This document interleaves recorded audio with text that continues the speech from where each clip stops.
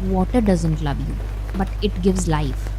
That's how we all should become, simply nourishing everything around us. So try to be that change and give every individual the right amount of nourishment. So don't forget to relax, breathe, meditate, and be still because the whole universe surrenders to a still mind.